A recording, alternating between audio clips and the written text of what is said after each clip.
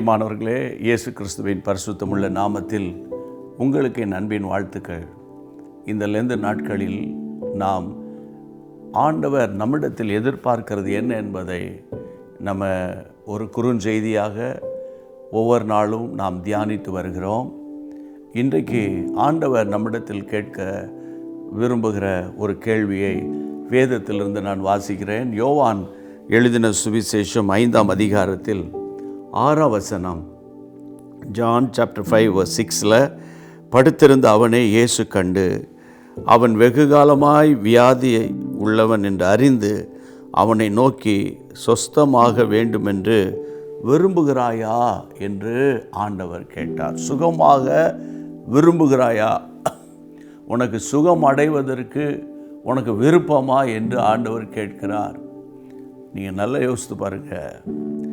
ஏற்கனவே 38 வருஷமாக படுத்த படுக்கையாக அந்த பெதஸ்தா குளத்தின் அருகே அவன் கிடக்கிறான். அந்த குளம் தேவதூதன் வந்து கலக்குவான். யார் முதலாவது இறங்குகிறானோ அவனுக்கு அற்புதம் நடக்கும் என்பதுதான் அந்த குளத்தினுடைய மேன்மை.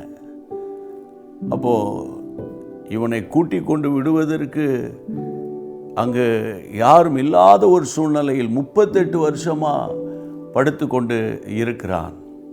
இயேசு அவனை பார்த்து கேட்குறாரு, எப்பா 38 வருஷம் நீ படுத்துட்ட,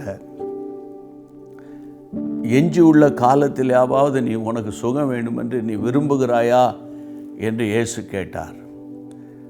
அவன் விரும்புகிறேன் என்று சொல்கிறானா அல்லது நான் விரும்பலை என்று சொல்கிறானா என்பதை நான் வாசிக்கிறேன்.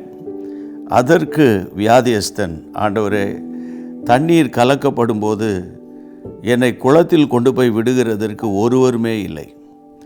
நான் போகிறதற்குள்ள வேறொருவன் எனக்கு முந்தி இறங்கி விடுகிறான் என்று ஆண்டவரை பார்த்து சொல்லுகிறான்.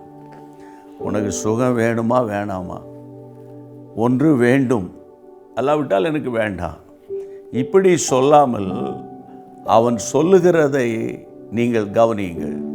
ஆண்டவரே, என்னை கொண்டு போய் விடுகிறதுக்கு ஒருவருமே இல்லை, என்னை தூக்கிட்டு போய் விடுறதுக்கு ஒருத்தரும் கிடையாது. ரெண்டாவது, நான் இறங்கி போவதற்கு முன்பதாக வேறு ஒருவன் இறங்கி விடுகிறான். இவன் நான் நினைக்கிறேன் 38 வருஷமாக இப்படியே சொல்லி சொல்லி சொல்லி சொல்லியே அவன் தன் வாழ்க்கையை கடத்திருப்பான். இப்பொழுது தூதன் கேட்கவில்லை, அற்புதங்களை செய்கிற தேவனே நேரடியாக கேட்கிறார். ஆமாண்டவரே, எனக்கு சுகம் வேண்டும் என்று அவன் சொல்லியிருக்க வேண்டும். ஆனால் அவன் பிறரை குற்றம் சொல்லி குறை சொல்லி கொண்டு இருக்கிறான். இன்றைக்கு நான் உங்களுக்கு சொல்லுகிற ஆலோசனை, உங்கள் அற்புதம் தேவனுடைய கையில் இருக்கிறது, அதே நேரத்தில் உங்கள் கையிலும் இருக்கிறது. ஆண்டவர் உங்களை பார்த்து கேட்கிறார், நீ சுகம் அடைய விரும்புகிறாயா? அல்லாவிட்டால் உனக்கு அற்புதம் செய்ய வேண்டும் என்று நீ விரும்புகிறாயா என்றால் உடனே ஆண்டவரே எனக்கு தேவை ஆண்டவரே என்று நாம் சொல்ல வேண்டும். இயேசு என்ன செய்தார்? அடுத்த வசனத்தில் இயேசு அவனை நோக்கி, எழுந்திரு, உன் படுக்கை எடுத்துக்கொண்டு நட என்று சொன்னார். 38 வருஷமாக படுத்து கிடந்தவன் தானே தாம் படுக்கை எடுத்துக்கொண்டு நடந்தான். இந்த நாளில் இயேசு கேட்கிற கேள்வி, நீ சுகம் அடைய விரும்புகிறாயா என்று ஆண்டவர் கேட்டார். இந்த கேள்விக்கு உங்களிடத்தில் சரியான ஆன்சர் வந்திருக்கும் நான் நம்புகிறேன். ஜெபம் பண்ணுவோம். நல்ல பிதாவே, உம்முடைய அன்பின் கைகளில் ஒப்பு கொடுத்து நான் ஜெபிக்கிறேன்.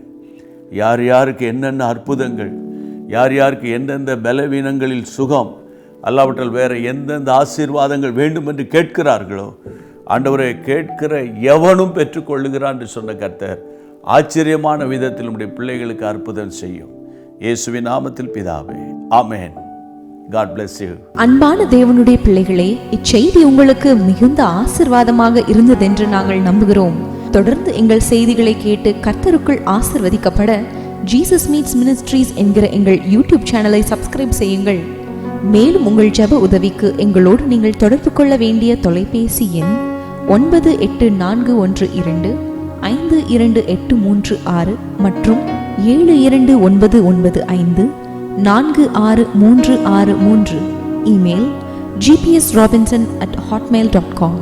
கர்த்தர் உங்களை ஆசீர்வதிப்பாராக.